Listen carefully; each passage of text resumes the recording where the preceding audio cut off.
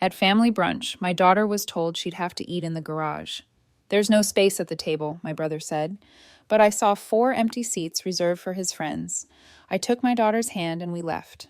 After 17 hours, I cut them off from the joint account, and then it was just really ugly. The kind of ugly that makes you feel embarrassed for people you're supposed to be related to. I still don't know if it was more humiliating for me or for Lucy.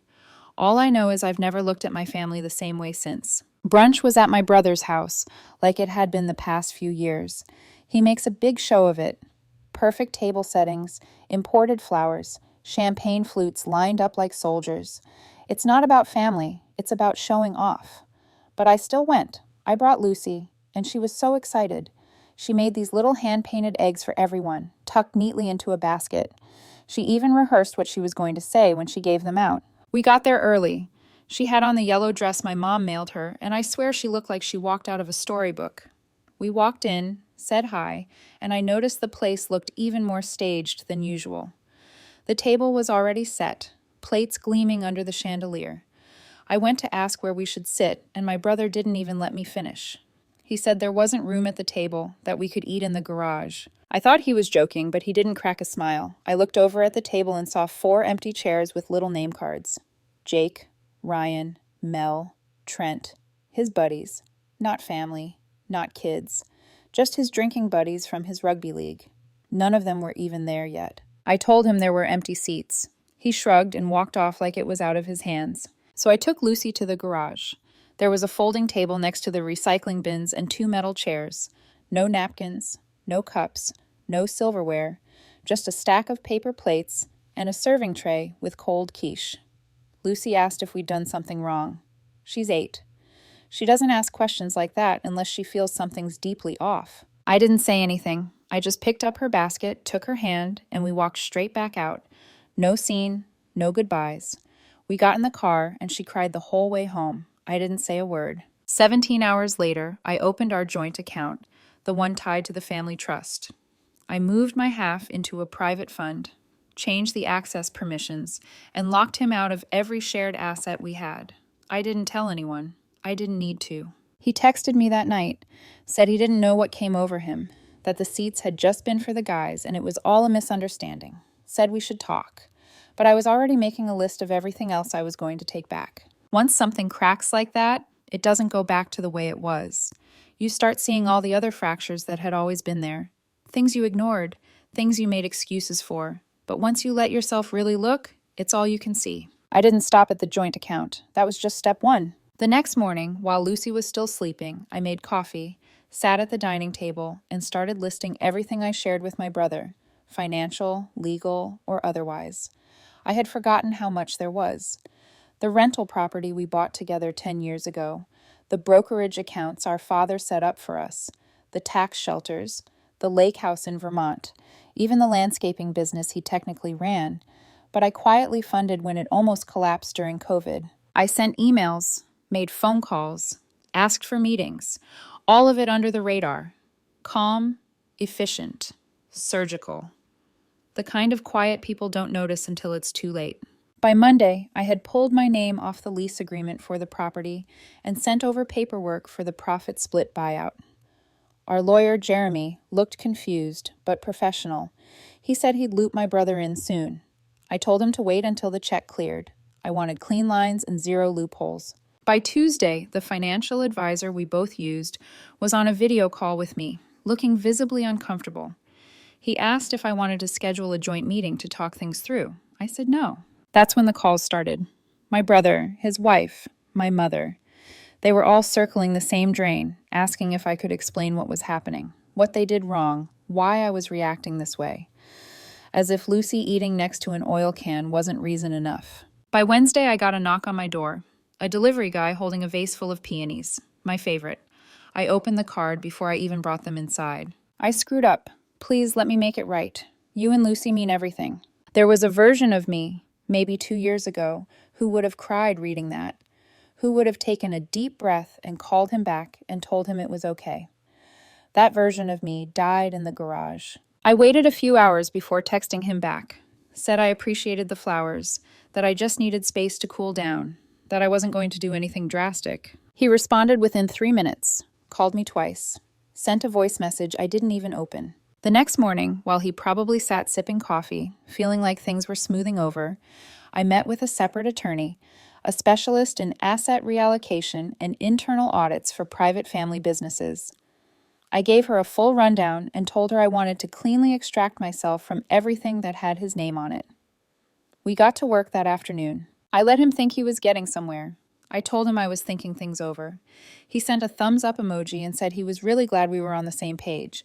He had no idea what page I was actually on, and by the time he figured it out, it would already be signed, sealed, and delivered. By the following week, things had quieted down, at least on the surface.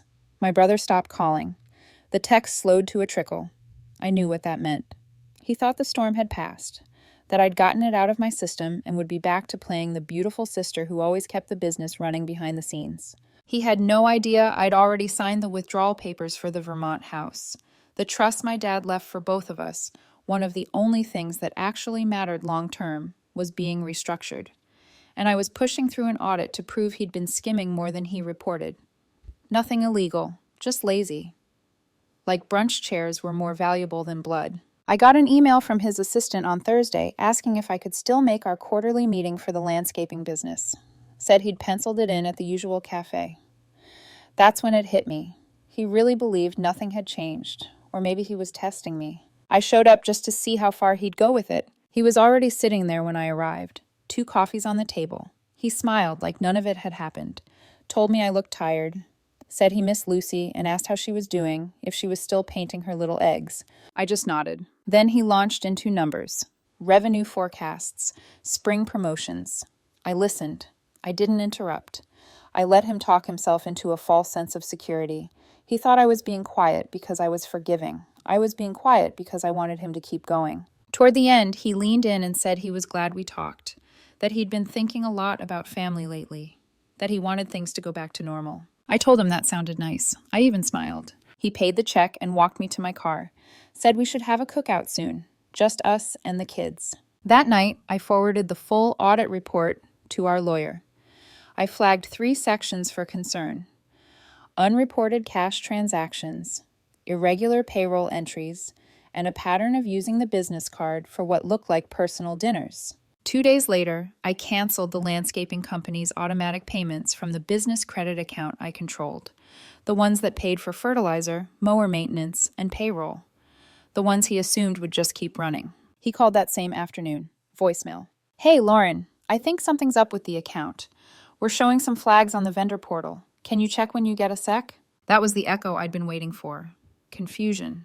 The first ripple of panic. I never called back. I just opened the spreadsheet labeled Final Separation and ticked off one more box. He still didn't know he was on borrowed time. By Monday, the silence started to stretch.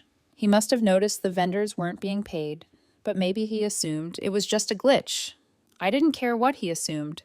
I was working on something bigger, something I hadn't told anyone about. 3 years ago, my brother begged me to co-sign a line of credit so he could buy a second commercial mower and a company truck. He didn't qualify on his own. I agreed because back then, I still believed in him. That loan was tied to my name, my credit, and my reputation. But what he didn't know was that I had recently refinanced it, quietly, legally, fully. It was now in his name alone, and he was behind on payments. The bank sent a letter addressed to both of us, but by the time he opened his, I'd already spoken to the collections department and clarified everything. He was now the sole guarantor of a loan teetering on default. I made sure the letter didn't come by email. It arrived by courier, hand-delivered at his office, stamped in red. That same afternoon, he showed up at my house. I didn't answer the door. He stood there for over 5 minutes. I watched from the upstairs window as he paced, checked his phone, knocked again. Then he slid something under the door. It was a card. A real one this time, not an apology scribbled on flower shop stationery. It had Lucy's name on it. Inside was a $50 gift card to an art supply store and a note. Tell her I'm sorry, I was an idiot. I just want to fix things, please. It could have almost worked. Almost. But that evening, Lucy asked me why we hadn't gone back to Uncle Matt's house.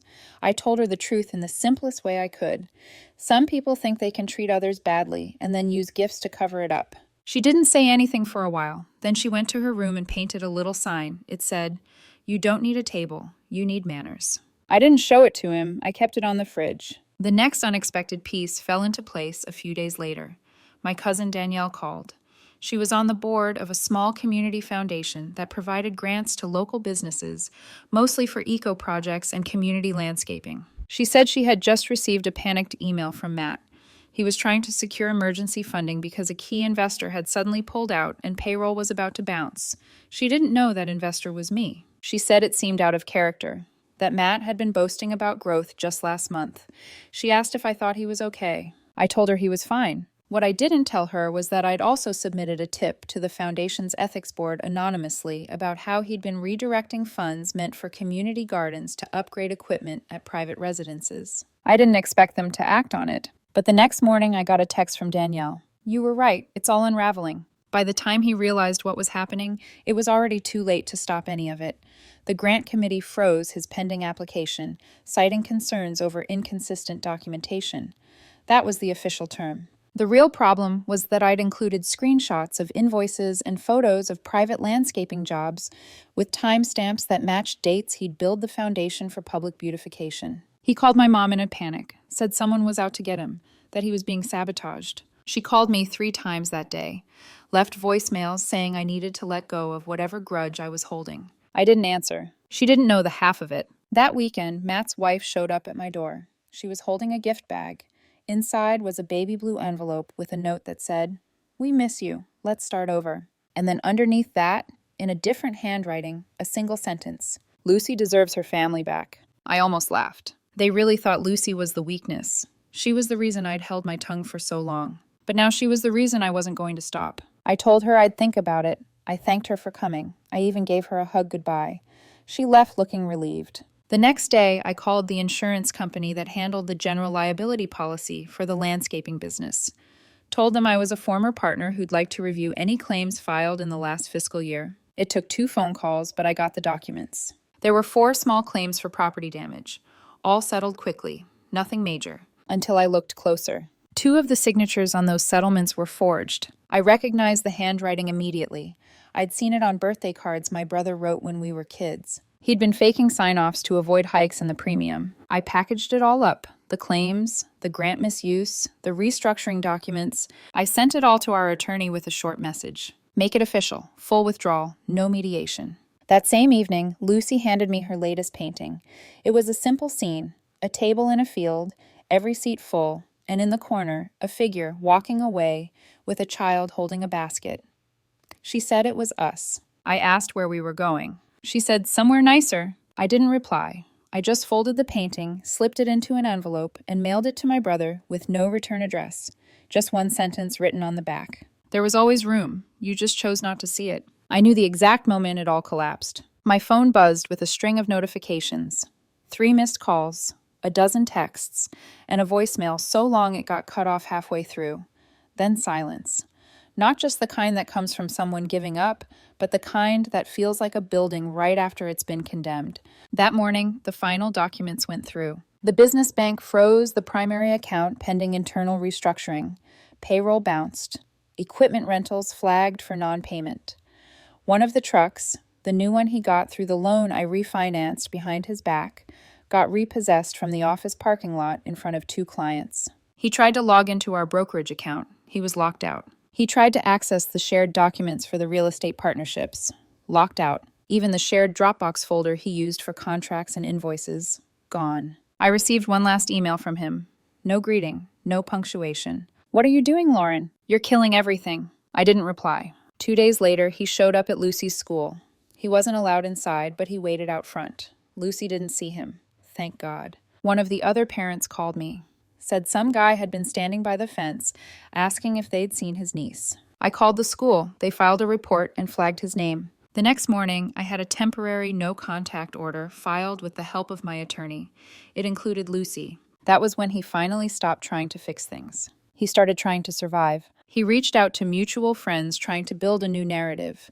Said I was unstable, that I'd blown up the family over a seating arrangement. One friend forwarded me the messages, including the part where he asked if there was any way to get Lucy to talk to him again. I forwarded them to my attorney. I wasn't angry anymore. I wasn't even hurt. What I felt was colder than that, like I was just sweeping up the last pieces of a mess I didn't make. Weeks passed. The business collapsed. The bank called in the rest of the loan. My brother's personal credit was shot. His wife left him, took their daughter, and moved in with her sister in Pennsylvania. My mom finally stopped calling. Lucy painted another sign for the fridge. It said, "Some doors stay closed for a reason." And just like that, I realized we were free. It didn't feel like revenge. It felt like the truth finally did what it was supposed to do. Cleared the room and locked the door behind it. It's been a week since the dust settled, and just when I thought it was over, something unexpected hit.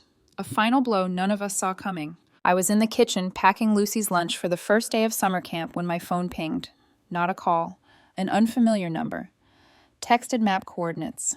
A delivery point 2 miles from our house. Curious and cautious, I drove over, Lucy riding with me, skipping songs on the radio until the map dropped us at a small storage facility on the edge of town.